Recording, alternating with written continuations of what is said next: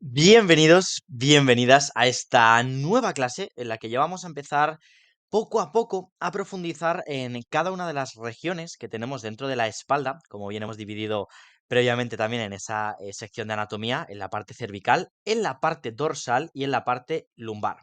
Hoy vamos a empezar por el tejado, ¿no? Digamos, vamos a empezar ahí un poco la casa por el tejado, hablando sobre dolor cervical y dentro del dolor cervical hoy vamos a tener en cuenta cuatro patologías que son bastante comunes, bastante frecuentes y características y sobre todo vamos a aprender a identificarlas y a diferenciarlas cada una de las anteriores. Dentro de estas cuatro patologías cervicales, me atrevería a decir, ¿no?, que fácilmente más de la mitad de los dolores o de las patologías cervicales que trabajamos los fisioterapeutas suelen venir de alguna de estas cuatro. Luego, evidentemente, ¿no? Pues ya sabéis que puede haber estenosis, que puede haber artrosis, que puede haber otro tipo de patologías que se relacionen con estas, pero hoy en concreto vamos a hablar de cada una, ¿no?, de estas cuatro, de las cervicalgias, de la cefalea tensional, de las migrañas y de los vértigos. Entonces, para empezar, hablando de las cervicalgias, esto es muy común, ¿no? Porque nos soléis llegar a consulta, o en este caso nosotros trabajando a domicilio cuando vamos a vuestra casa, nos sacáis el informe y nos decís, oye Dani, mira, lo único que me ha dicho el médico es que tengo cervicalgia. ¿Qué es eso? Pues bien, muy fácil y muy sencillo, todo aquello que lleve el nombre o el apellido de cervicalgia, cervicalgia idiopática, cervicalgia crónica, cervicalgia aguda, me da absolutamente igual. Todo lo que tenga que ver con cervicalgia va a hacer referencia siempre a un dolor de cuello. Por norma general, las cervicalgias musculoesqueléticas, que son las más frecuentes también para nosotros, suelen ser todas aquellas que vienen causadas por un espasmo o contractura muscular. Como ya hemos hablado previamente, que son esto de los puntos gatillo, las contracturas musculares, ¿qué puede producir esos espasmos o esas contracturas musculares? Principalmente causas mecánicas. Aquí es donde nos encontramos con el perfil de paciente que pasa muchas horas sentado delante de la pantalla, que tiene a lo mejor o está pasando por un nivel alto de estrés o ansiedad, que tiene algún trabajo físico, que tiene algún sobreesfuerzo deportivo o que ha pasado a lo mejor dentro de su entrenamiento ha aumentado las cargas y eso le ha provocado ese aumento del dolor. También os digo que por norma general, sobre todo si tienen características agudas, suelen ser patologías que remiten bastante bien. Las cervicalgias crónicas, como también hablamos, enlazando con todos esos componentes biopsicosociales que pueden, con los que puede tener relación, es verdad que puede ser un poquito más complejo. Y aquí es curioso porque, por lo menos, esto es parte de mi experiencia, la gran parte de los pacientes que cursan con cervicalgia, sobre todo lo que tienen es mucho miedo por la cercanía a la cabeza, por la cercanía al cráneo, por la cercanía a la nuca. Son pacientes que cuando tienen un dolor de cuello, no me digáis exactamente por qué, pero muchos de ellos me suele decir, pero me voy a recuperar, pero ¿me va a dejar esto en silla de ruedas? Evidentemente no, simplemente como dolor muscular. Igual, ¿no? Repaso, conceptos que hemos visto en módulos anteriores, el dolor muscular, por norma general, no suele ser grave. Evidentemente, siempre hay varias etapas y hay varios niveles, pero el dolor muscular nunca va a poner, digamos, en peligro ni nuestra vida, ni nuestro día a día, ni nada de eso. Es verdad que influye en nuestra calidad de vida, pero ya estamos para eso nosotros a la hora de poder mejorarlo. Dentro del tratamiento de las cervicalgias, como os decía, sobre todo cuando van asociadas a esas características musculoesqueléticas, todas las herramientas que podamos tener en fisioterapia ayudan. Bien sea la terapia manual, la punción seca, el calor seco, los ejercicios, los estiramientos, el kinesio taping, el capping, me da absolutamente igual. Siempre nos suelen producir mejoras, por lo menos en el corto plazo. Sinceramente, ¿qué es lo que yo os recomiendo? Que si queremos tener una mejora en el medio y largo plazo, el apartado de ejercicios y estiramientos y ese empoderamiento del paciente, como hablábamos también en el módulo número uno, va a ser la clave para que podamos mejorar. Luego, como os digo, he tenido un tirón de cuello porque he dormido mal por la noche. Cualquiera de estas nos suele funcionar. Hay veces que El dolor agudo tiende a remitir en unas 2 3 sesiones y si por lo que sea va asociado a algún latigazo o alguna patología un poquito más grave, digamos, pues nos puede llevar a lo mejor un promedio de 5 6 7 sesiones, pero como os digo, la remisión suele ser buena y el pronóstico favorable en la mayoría de los casos. Pasamos pues a la cefalea tensional, que esta vais a ver que es un poco prima hermana de la anterior, porque ya como característica diferencial, el dolor de cuello nos va a producir también dolor de cabeza. Es de estas veces que nos referís con muchas de las ocasiones, ¿no? Dani, me duele el cuello, pero se me sube hacia la nuca. Pues aquí estaríamos incurriendo ya más probablemente, en una cefalea tensional y aquí aumentan sobre todo generalmente las causas asociadas al estrés y a la ansiedad. ¿Por qué? Porque dentro de esos puntos gatillo que veíamos en el módulo 4, si no recuerdo mal, sabemos que hay de dos tipos, latentes y activos. Los puntos gatillo latentes van a estar siempre, siempre va a haber esos puntos en los que aumente la concentración de placas motoras en una zona o que aumente, digamos, el número de sinapsis que se realizan en esa zona, es decir, de conexiones nervio-músculo. ¿Qué ocurre? Que cuando yo tengo un alto periodo de estrés, de ansiedad, de agobio, esos puntos gatillo, por norma general, pasan de ser latentes a ser agudos. Esto produce, evidentemente, toda la cascada de síntomas de me duele, me irrita, me pincha, ese dolor entre nociceptivo y referido que no suele cursar con dolor de cabeza. Esto lo vais a entender perfectamente en la siguiente diapositiva.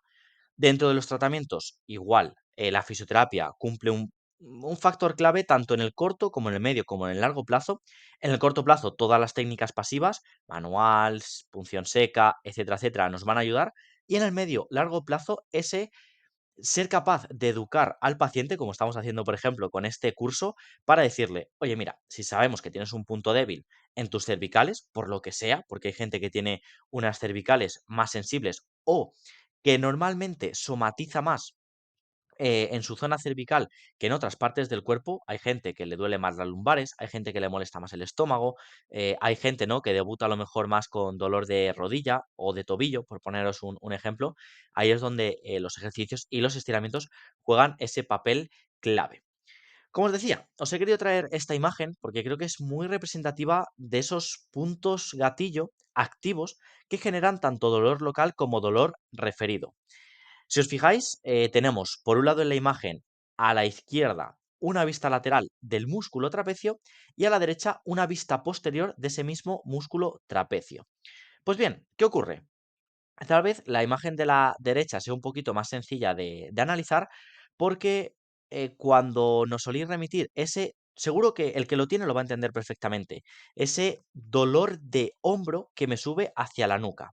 Vale, si os fijáis, los músculos no tienen una sola fibra muscular, no tienen un solo paquete de fibras musculares, sino que por norma general son complejos de fibras, como hablábamos, ¿no? Con ese pack de espaguetis, ¿no? Con esos paquetes de espaguetis que recorren una amplia región del cuerpo. Hay músculos más grandes y más chiquititos, pero por ejemplo el trapecio evidentemente es uno de los más grandes. Si pensamos en esa cuerda que genera tensión entre su origen y su inserción, sucede muchas veces que cuando presionamos en la base nos genere ese dolor referido o esa tirantez en la parte final, por ejemplo, en la región baja de la nuca. Todo esto normalmente, y ya me voy a la parte izquierda de la imagen, es también lo que nos puede producir como esos dolores difusos a lo largo de la cabeza. No pasa nada porque, como os digo, el pronóstico también suele ser favorable. Es verdad que es un dolor bastante desagradable, pero suele remitir bien. Como os digo, de hecho, yo estoy contento porque gran parte de los casos de éxito que tenemos a domicilio es con este tipo de dolores, porque el paciente al final pensar, ¿no?, que por desconocimiento, ostras, yo tengo un dolor de cabeza, o sea, perdón, un dolor de cuello que me sube hacia la cabeza, suele asustar, pero cuando tranquilizamos, vemos que el pronóstico es favorable, etcétera, etcétera, el paciente se queda mucho más tranquilo. Os acordáis de nosotros, ¿no?, por esas agujetas post-tratamiento, pero como os digo, el pronóstico suele ser bueno y la evolución favorable. Pasamos a otra patología que esta para mí ya sí que genera más complejidad. Partiendo de la base de que existen diferentes tipos de migrañas, aquí he querido traer un poco las generalidades. Podríamos hablar de migrañas en racimo, migrañas con aura, migrañas sin aura, pero por norma general las migrañas son un dolor de cabeza que tienen una posible presencia de aura y fotosensibilidad. Aunque lo veremos luego en el cuadro diferencial, cuando tenemos una cervicalgia, la característica fundamental es me duele el cuello. Cuando tengo una cefalea es me duele el cuello y se me sube a la cabeza. Pero cuando tengo una migraña es me duele la cabeza y tengo que bajar las persianas porque la luz que entra me molesta. Esto, evidentemente, se debe, ¿no?, a esa alteración de las ondas químicas y eléctricas que se propagan por el cerebro, es decir, ya no tiene un componente tan musculoesquelético. Esto no quiere decir que sea mejor ni peor, porque de hecho una migraña aguda, o sea, un pico agudo de migraña suele durar no más de 24 o 48 horas, pero es verdad que las sensaciones, ese malestar general, esa aura, esa fotosensibilidad, suele ser bastante característica. Es más, incluso si queréis, en la imagen que os he traído a la izquierda sería un ejemplo de aura. Hay de muchos tipos, hay auras borrosas, hay auras de pérdida de visión, hay auras de destello, hay un montón, pero más o menos digamos que mi paciente empezaría a tener como esta interpretación rara, ¿no?, de la imagen que le llega a través del ojo. Por supuesto, su tratamiento es farmacológico y aquí la primera derivación suele ser médica, y lo veremos más adelante, ¿no? Si los fisios tenemos más o menos importancia, pero sobre todo haceros entender eso, ¿no? Que las migrañas, pues es un poco esa alteración de las ondas químicas y eléctricas que se propagan por el cerebro. Esto no quiere decir ni que sean mejores ni peores, pero sí que es verdad que el tratamiento farmacológico suele ser clave. De hecho, muchas de las migrañas o los picos más agudos de migraña, los pacientes que hemos tenido, a lo mejor ese mismo día van al hospital, tienen un tratamiento con oxígeno y al día siguiente les dan el alta, están en casa, evidentemente con sus secuelas mayores o menores, pero suelen remitir bastante bien. De aquí vamos a pasar al último síndrome, a la última patología de la que quiero que hablemos hoy, que son los vértigos.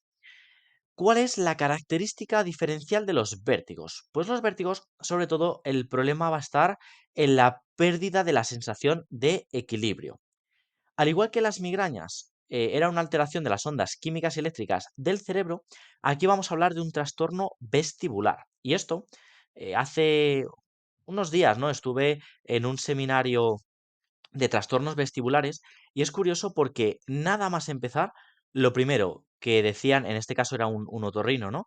Lo primero que nos decía era, los vértigos no vienen de las cervicales. O sea, hemos muchas veces mitificado no, es que el vértigo te viene de las cervicales. El vértigo, como tal, por definición, viene del oído y para ser exactos, del oído interno. Esto en la imagen posterior lo vais a entender perfectamente, pero sí que quería, ¿no?, que lo tuviéramos en cuenta porque es verdad que varias patologías del estilo pueden ir correlacionadas y puede haber, evidentemente, cefaleas tensionales que en su pico agudo también generen ciertos trastornos o sensación de pérdida del equilibrio, pero los vértigos, por definición, como os digo, dependen del oído. Por otro lado, igual, hay muchos tipos de vértigo. Tendríamos, por ejemplo, ¿no?, el posicional paroxístico, el vértigo. De hecho, hay uno que era muy característico, que tiene un nombre muy, muy específico, que ahora mismo no recuerdo, pero bueno, tenemos vértigos agudos, tenemos vértigos crónicos, tenemos vértigos posicionales, tenemos vértigos pues más dinámicos, ¿no? Y todo esto nos lleva a que normalmente no existe una causa clara. Veremos ahora cuál es un poco el principio que fundamenta el vértigo, pero suelen ser patologías barra síndromes que no tienen por qué venir tras un golpe, una caída, un estrés. Simplemente, pues bueno, hay gente que tiene esta condición, tenemos también esa pequeña predisposición genética y eso nos puede producir que tengamos alguno de los tipos de vértigos. Como os digo, hoy no es una clase enfocada pura y duramente a los vértigos, porque como veis aquí hay hasta 10 tipos de vértigos diferentes, aunque es verdad que si yo me tuviera que quedar con uno, generalmente el más habitual suele ser el posicional paroxístico, es decir, aquel en el que eh, cada vez que noto que muevo la cabeza, tengo esa sensación como de estar en un barco, ¿vale? La sensación es un poco como la de estar en un barco y tener esa pérdida de equilibrio. Dentro de lo que es el trastorno vestibular, y esta imagen me parece también fundamental para darle explicación a los vértigos, tenemos que entender dos cosas. Primero, que el elemento que los produce, o digamos la estructura que los produce, son los órganos otolíticos. Empiezo por el lado derecho de la imagen. Esos órganos otolíticos son como pequeñas piedras, pequeños fragmentos que se sustentan sobre una gelatina que se encuentra en el oído interno. Esto, dicho así, igual habría que profundizar mucho más en esas sustancias químicas, ¿no? que influyen en los órganos otolíticos, pero para que lo entendáis, es una base gelatinosa sobre la cual se apoyan diferentes piedrecitas, como pequeños granitos de arena. ¿Esto que produce? Que cada vez que yo mueva mi cabeza, esos granitos de arena muevan esa gelatina y le transmitan a mi cerebro la información de en qué momento estoy posicionando mi cabeza. Imaginaros, ¿no? Yo estoy mirando al frente, si miro hacia abajo, esos granitos de arena van a tirar hacia abajo y por ende mi cerebro va a interpretar que yo estoy mirando hacia abajo. Si dejo caer mi cabeza hacia un lado, por ejemplo, esos granitos de arena se van a caer hacia ese lado y le van a transmitir la información al cerebro de esa posición. ¿Por qué digo? Porque esto es clave. Evidentemente, es a nivel prácticamente microscópico, no es algo que podamos ver esos granitos de arena con un bastoncillo, ¿no? Yo no meto el bastoncillo dentro del oído y veo esos granos de arena, pero sí que es verdad que para que veáis un poco hasta qué punto aparecen o influyen esos órganos otolíticos, tendríamos en la imagen de la izquierda el sistema auditivo. Por un lado, el oído externo, fácil de identificar, con el pabellón auricular, con la oreja, es un poco lo que más podemos siempre identificar. Luego tendríamos el oído medio, que es donde se interpreta la vibración que me entra a través de ese canal auditivo por el oído externo. Aquí es donde meteríamos el tímpano y ya otra serie de estructuras que son las que nos van a dar ese perfil de audición. Y luego, dentro del oído interno, es donde tendríamos ya estructuras más chiquititas, más sensibles, entre las cuales, pues bueno, los órganos otolíticos, como os digo, son pieza clave, son pieza fundamental. ¿Por qué os digo esto? Porque muchas veces, cuando un paciente tiene vértigos recurrentes, os lo explico de esta manera, ¿vale? Para que se pueda entender. Igual, si una persona se dedica a la otorrinolaringología, seguramente os daría otro tipo de explicación más técnica, pero creo que esto se puede entender bien. Hay veces que esa gelatina, por lo que sea, es un poquito más sólida. ¿Y esto qué quiere decir? Que la información que le transmite al cerebro es un poquito de peor calidad. ¿Qué ocurre? Que cuando el cerebro le llega una información confusa, nos da también una respuesta confusa. ¿Por qué digo esto? Porque si normalmente yo tengo mis órganos otolíticos y mi oído en perfecto estado, cuando yo mueva mi cabeza, la transmisión va a ser muy rápida, de prácticamente microsegundos.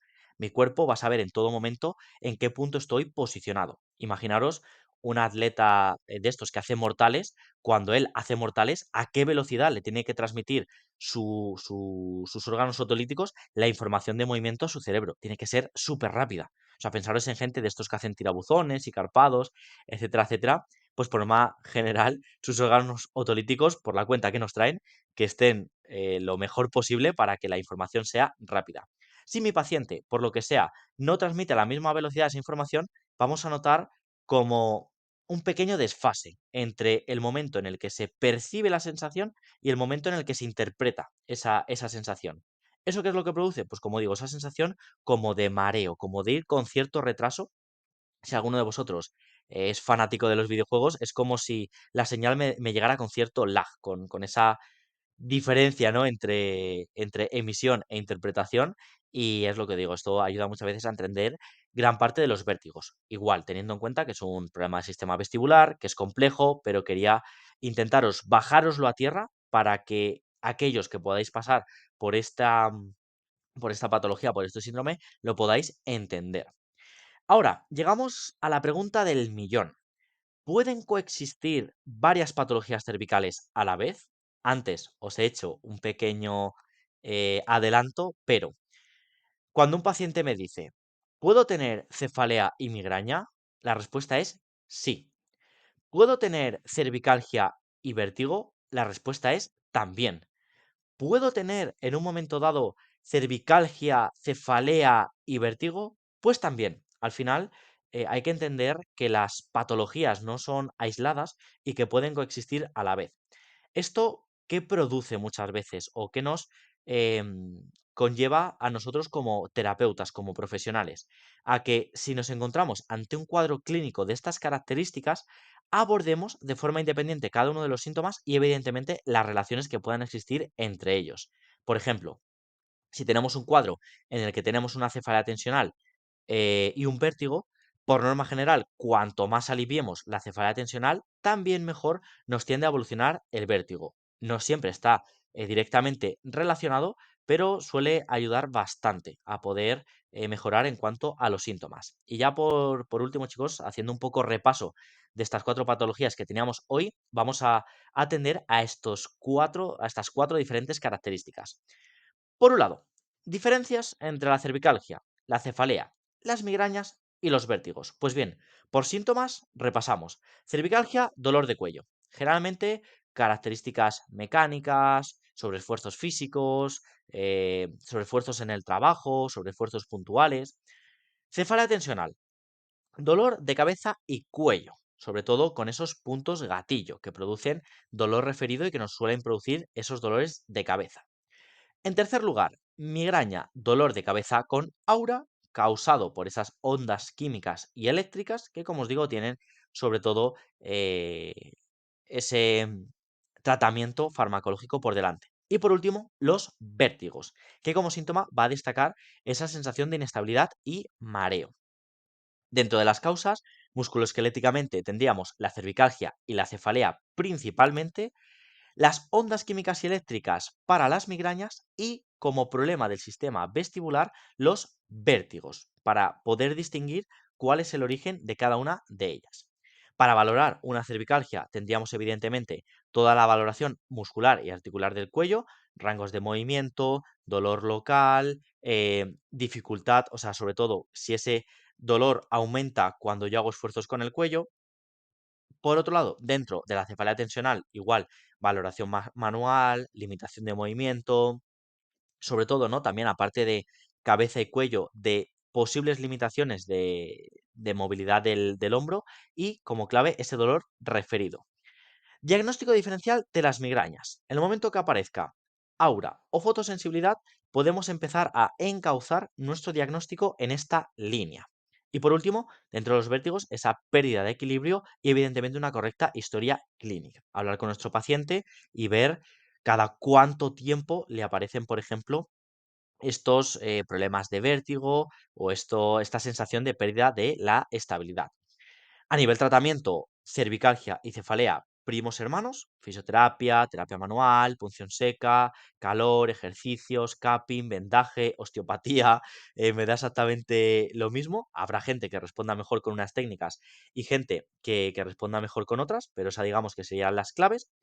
Para las migrañas, sobre todo, tenemos cambios de hábito de esos, por ejemplo, ¿no? Si tenemos una dieta rica en fritos, pues es posible que las ondas químicas y eléctricas de nuestro cerebro puedan tener o se puedan sentir, podamos tener más inflamación local, más inflamación sistémica y que eso nos produzca un aumento de las alteraciones de las ondas químicas y eléctricas. Igual, sobrepeso, la edad, son factores que pueden influir, evidentemente. Farmacológico, como os decía, sobre todo para atacar esa causa y ese origen, y preventivo. Yo os animo sobre todo que si tenéis migrañas o si sois de migrañas recurrentes, que los hábitos de vida los podáis tener muy controlados. O sea, empezar a cambiar esos hábitos de vida puede ser fundamental, aunque hay una cuestión genética que no podemos, esa predisposición no la podemos cambiar, pero ya sabéis que una parte muy importante de nuestro tratamiento y de nuestra recuperación va a estar en lo que nosotros podamos hacer como pacientes. Y por último, los vértigos, dentro del tratamiento clave estaría sobre todo el tratamiento médico, como os digo, apoyado en otros profesionales como los otorrinos, médico de cabecera, también, ¿no? Los fisioterapeutas, terapeutas ocupacionales, aquí entrarían en juego diferentes profesionales dentro de la salud y de la medicina. Así que nada, chicos, por mi parte, espero que os haya resultado útil. Os dejo, como siempre, la diapositiva de todos los recursos disponibles, por si queréis contactar con nosotros o si tenéis alguna duda en concreto o incluso, ¿no? Estáis en esa fase aguda de alguna cervicalgia, alguna cefalea y veis que necesitáis pues todas las herramientas que tenemos de fisioterapia pasiva, como la terapia manual. Aquí tenéis, como siempre, todos los datos de contacto. Espero que este módulo de profundización dentro de cada una de las estructuras os haya ayudado también a entender, sobre todo aquellos que tenéis el dolor cervical crónico como uno de los problemas recurrentes. Y por mi parte, nada más. Nos vemos en próximos módulos hablando del dolor dorsal.